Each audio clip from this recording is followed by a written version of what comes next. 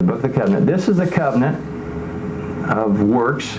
This is the one that the Bible says was abolished. But notice here how the true God speaks. And the Lord said unto Moses, come up to me. There he is talking about himself in the first person. He doesn't say, come up to the Lord. He says, come up to me into the mountain, be there, and I will give thee tables of stone and a law and commandments which I have written. This law is not my law, and I eventually will abolish it, and he did on the cross. But this law is my law. It's the Ten Commandments. It is an eternal code, a moral code of right and wrong, and it has never been abolished. If you were to abolish it, you'd only say that it is written in our hearts.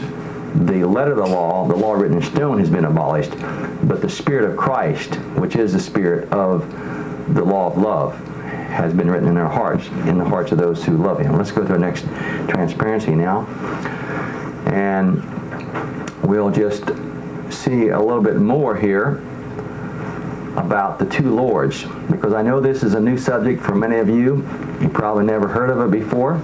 It's a fascinating subject, and I hope you'll hear me out before you make a decision and you say, I just can't handle this idea, I don't believe this is right. Just stay with me for a moment and let me reason with you. Let's go on now. The two Lords in the Bible, Lord Jesus, Savior, Lord Satan, Destroyer. There are also two covenants, God's true covenant and the devil's false covenant. Jesus abolished Satan's covenant at the cross and established his own. The dictionary defines Lord as one who has power and authority, as from headship or leadership, a master or ruler, Christ, Messiah, or Savior. Also a title or reference or address, prefixed to the names of titled noblemen and forming part of certain official titles, as Lord Advocate, Lord Chamberlain, etc. A baron, whether actual or by courtesy, has Lord before his title of peerage. Almost all aristocracy in England is referred to as Lord, and anyone who has ever had that title can still claim it and use it no matter what crime or shameful act they may have committed. Satan is not a real God. He is a false God and who only claims he is God, but the Bible acknowledges him to be a god of this world, who has blinded the minds of them which believe not. Paul says this in 2 Corinthians 4 and verse 4. And Jesus said to the Jews, in your law it says that men are gods. John 10:34. Psalm 82:1 says, God, the true God, has taken his place in the divine council. In the midst of the gods he holds judgment. The Hebrew word here is Elohim, which can be translated also judges. So this idea of being a god, it means we are to be judges, and that's what we'll be in heaven. When Adam sinned, he gave himself over to Satan's kingship and rulership and judgment. The word Elohim simply means judge in the Hebrew, and since the righteous during the 1,000 years will reign with Christ in judgment, they will be, in this sense, Elohims with him. They will be making decisions with him, because we have this fallen carnal nature. We have chosen Satan as our God and even as our king. And the Bible calls Satan the king of the bottomless pit, Revelation 9. And they had a king over them, which is the angel of the bottomless pit, whose name in the Hebrew tongue is Abaddon, or Abaddon, but in the Greek tongue hath his name Apollyon, Revelation 9 and verse 11. In Job 41, Satan is referred to under the title of Leviathan, and although it could be referring to some large beast like a dragon, it is spiritually applicable to Satan. His scales are his pride, shut up together as with a closed seal. His breath kindleth coals, and a flame goeth out of his mouth. He is a king over all the children of pride. Job 41, 1 and 15. Now, the psalmist says of Satan, let their way be dark and slippery, and let the angel of the Lord persecute him. The Bible refers to Satan sometimes as an angel, the angel of the bottomless pit. And here, the angel that will persecute people. If you go to Exodus 23, he's referred to the angel that will not forgive them, the angel that is easily provoked. And this is the angel Lucifer, now called Satan. Sometimes people call Jesus Lord, but are really worshiping Satan. Notice, why call ye me Lord, Lord, and do not the things which I say? Luke 6:46. In the Old Testament, Baal is really Satan. Baal means Lord, husband, possessor. Not everyone that saith unto me, Lord, Lord, shall enter into the kingdom of heaven, but he that doeth the will of my Father which is in heaven. Many will say to me in that day, Lord, Lord, have we not prophesied in thy name, and in thy name have cast out devils, and in thy name done many wonderful works? And then will I profess unto them, I never knew you. Depart from me, ye that work iniquity. Matthew 7:21 and 22. Baal Berith means Lord of the Covenant, Judges 8:33. Israel worshiped Baal. To the Jewish leaders in his day, Jesus said, "Ye are your father the devil, and the lust of your father you will do," John 8:44. Paul indicates Israel entered into the covenant of works at Mount Sinai, Galatians 4:25. This was bondage to Satan's idea of salvation. Jesus also called the everlasting Father. Jesus is also called the everlasting Father, Isaiah 9:6. Satan imitates and claims every title that Jesus holds. To those who do the deeds of Satan and have his character, he becomes their prince, their king, their father, their Lord, and their God.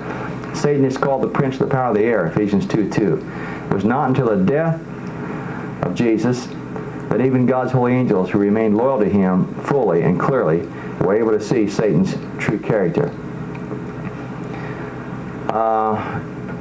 We're loyal to him, I should have a comma there. Fully and clearly we were able to see Satan's character. Not until the death of Christ was the character of Satan clearly revealed to the angels or to the unfallen worlds. The arch apostate had so clothed himself with deception that even holy beings had not understood his principles. They had not clearly seen the nature of his rebellion, Desire of Ages 7:58. We know that wickedness and sin is greater than ever, and Satan's power to deceive is 10 times as great today than in the days of apostles. Therefore, it is no great shock that Satan, as an angel of light, is again deceiving so many today. Let's go to an X Transparency and check it out and see what it is. All right. Satan is a prince of death and darkness. This is more information here. I only want to refer to part of this because our time is slipping away. And I did want to mention a couple other things I promised you I would mention. Okay, I just like to refer to this. Speaking of Lucifer, Isaiah says, "How hath the oppressor ceased, the golden city ceased, or exactress of gold?" Revelation 18:16. "The Lord Jesus hath broken the staff of the wicked and the scepter of the rulers. He who smote the people in wrath with a continuous stroke, he that ruled the nations in anger is persecuted and none hindereth. The whole earth is at rest," so forth, so on. Okay, now we come on down here. This is Satan speaking. "I will ascend into heaven. I will exalt my throne above the stars of God. I will sit also upon the mount of the congregation in the sides of the north. I will ascend above the heights of the clouds. I will be like the Most High. Yet, the Lord says, thou shalt be brought down to hell, to the sides of the pit. They that see thee shall narrowly look upon thee, and consider thee, saying, Is this the man that made the earth to tremble, that did shake kingdoms, that made the world as a wilderness, and destroyed the city thereof, that opened not the house of his prisoners?" Now Isaiah 14, verses 5 to 17 tells us these words I just read. That's where you can find that. "Who then made Mount Sinai tremble and smoke?" From Exodus 19:18. The actual word is quake, but it's the same Hebrew word as is used in verse 16, and the Hebrew word is sherad. All the people that was in the camp trembled, the Bible said. So who actually brought all the aberrations of nature at Mount Sinai? Who brought the smoke? And then I give these scriptures, and they'll move it up just a little bit, and you can stop your video recorder if you want to and read those if you don't have enough time to read them. I want to take my Bible for a moment and refer you to a scripture in the Old Testament as we close out this final segment here. I'd like to refer you to two scriptures, 1 Samuel 24 and verse 1. And I want you to notice very clearly here, friends, something extremely important. 1 Samuel 24 and verse 1. I made a mistake. It's 2 Samuel 24. 2 Samuel, it's 1 Chronicles 21. These are the two scriptures I want you to cross-reference to show you about the two Lords. And this is in my book, The Wonderful Truth, by the way, and you can look that up yourself when you get the book if you order, if you ask for it. It's free of charge. 2 Samuel 24 and verse 1.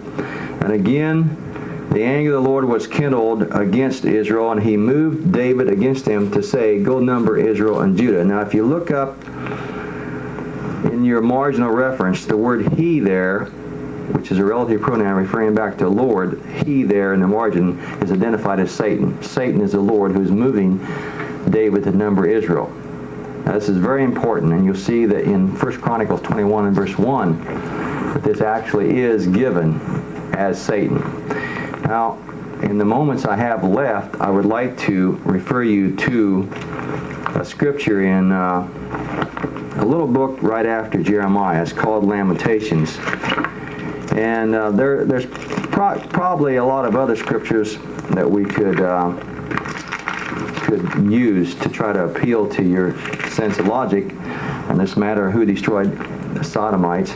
But look at Lamentations 4 and verse 6. It says, "For the punishment of the iniquity of the daughter of my people is greater than the punishment of the sin of Sodom, that was overthrown as in a moment, and no hand stayed on her." You go to Psalm 91, it tells us, verses 11 and 12, that the angels of God will lift us up and protect us from even stubbing our toe, lest thou dash thy foot against a stone, is the actual words of Scripture. But it says here that God's angels, or no hand stayed on her, and the implication is the angels' hands did not remain in protection of Sodom. God's wrath was revealed upon Sodom. God took his hands off. The same thing happened in the flood, the time of the flood. If you go to the book of Job, you'll see very clearly here in, I think it's chapter 15, that we have something very important to point out to you. Let's look here at chapter, I wasn't going to actually show you this verse. It has a reference to the flood. Maybe it's Job 21. 21 and 15. Oh, I'm sorry, it's 22. I haven't given the scripture for so long, I forgot where it was. Okay, Job 22 and verse 15. And this is a direct reference to the flood. I hope you'll cross-reference this with Isaiah 54. The verse says, "Hast thou marked the old way which wicked men have trodden, which were cut down out of time, whose foundation was overflowing with a flood, which said unto God, Depart from us, and what can the Almighty do? Yet he filled their houses with good things." Please read that yourself. Job 22, verse 15 and on. It's a clear reference to God departing, taking his hands off. And Isaiah 54 goes into much more detail.